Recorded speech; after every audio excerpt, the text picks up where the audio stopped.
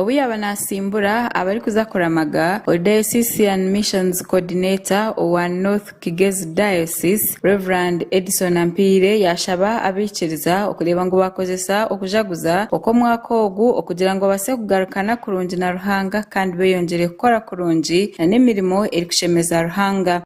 Twatandika urugendo ruturi abantu igana 15 kandi ntija kumara mu biro 14 umuhanda ogu twine stopovers tukugenda ntwemereramu kandi ntsima abantu barahanga ikindi kushaba abaramaji no kugira ngo bakwatanise babe bamwe kandi boreke imico mirungi aha muhanda ubwo nubwo turaventworeka Kristo uriyo muri twe ukikana mugongo. Twino mujuni mugisha w'imyaka 85 no mutaka wa Rukundo Cell eri kushangwa mu Western Division municipality ya Rukungiri kandi nawe nomwe umbaramajiga ni 15 abadwa mu North Kigezi mu district ya Rukungiri kandi aba basimbura shaha mukaga ukorekera na mugongo okujaguze ciro cy'abajurizi eco mwakogu ahabera ubushatu byo kwezi kwa mukaga.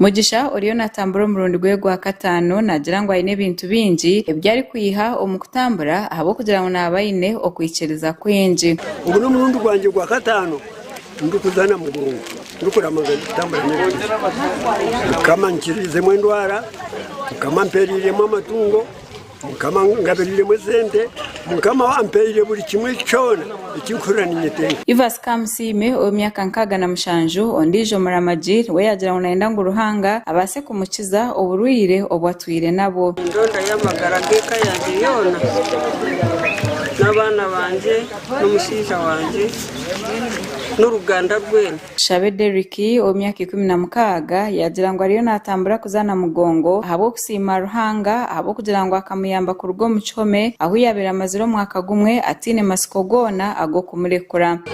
Nizima mukama owabasize kuyiha niwe bangome abo bukombe nyene nizima mukama owabasize kuyiha nizima mukama